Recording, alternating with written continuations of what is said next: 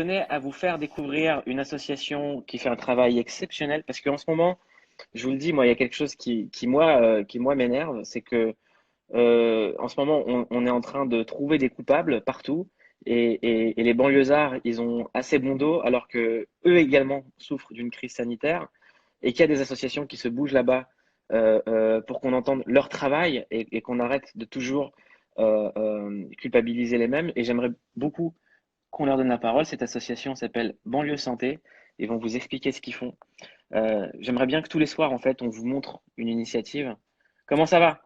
Ça va et toi, Mouloud? Tu peux te présenter pour les gens qui ne te connaissent pas? Bien sûr. Bonsoir à tous. Merci Mouloud, merci à Click. Merci à Donc, toi. je m'appelle Abdelali, je suis infirmier de métier Ouais, et je suis surtout le président fondateur de Banlieue Santé. ouais. C'est quoi Banlieue Santé? Banlieue Santé, en fait, c'est une association qui œuvre chaque jour à lutter contre les inégalités en santé et les inégalités sociales dans les quartiers. En ce Et- moment, on entend parler de la banlieue. Encore une fois, ils ont réussi à mettre la banlieue dans l'aspect négatif. ouais. Il y en a même qui ont encore réussi à mettre ça, à mettre de l'islam dans les parages.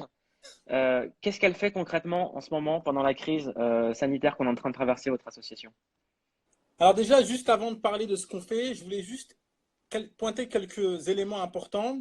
Aujourd'hui, on sait que l'espérance de vie entre un patient entre une personne, je dirais, ouvrière et un cadre, il y a 9 ans d'espérance de vie de décalage. Donc essentiellement pour des personnes qui viennent de ces territoires-là, de ces quartiers. Et on a décidé de répondre à trois fondamentaux. Sachant que l'ouvrier n'a pas forcément le temps d'aller faire du jogging en ce moment. Ouais, Faut le surtout rappeler. ça. Surtout ça. Et puis d'ailleurs, je prends le temps d'être en direct, de vraiment dire un grand respect à toutes ces personnes qui se lèvent le matin, que ce soit ceux qui ramassent nos poubelles, les femmes de ménage, les professionnels de santé, tous ceux qui aujourd'hui agissent pour essayer d'endiguer ce fléau. Et Et ça, on est c'est très très très fort avec important. toutes ces personnes, très très fort. Vous avez le soutien Exact. de Click. Et, aujourd'hui, pourquoi en fait on s'inquiète du Covid-19 dans ces quartiers? On pressent quelque chose. Pressent que dans cette situation dans laquelle nous sommes, la pandémie va provoquer un impact auprès de ces plus fragiles, dans ces territoires.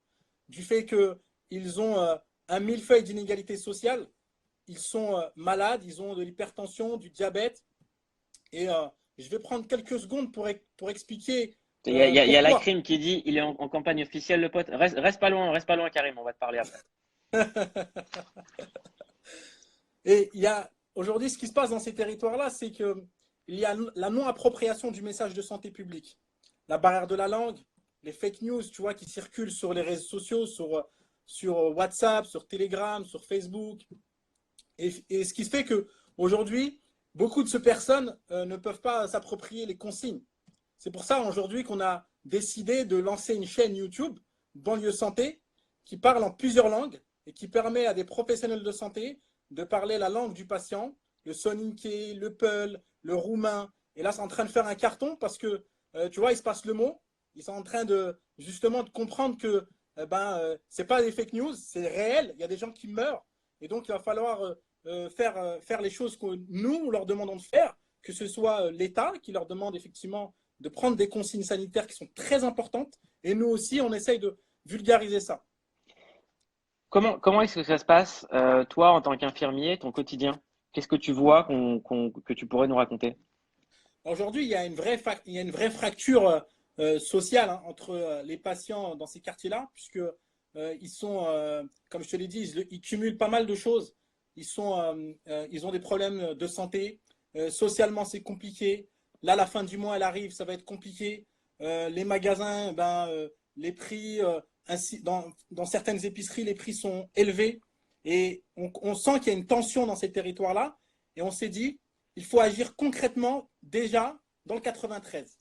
93, pourquoi?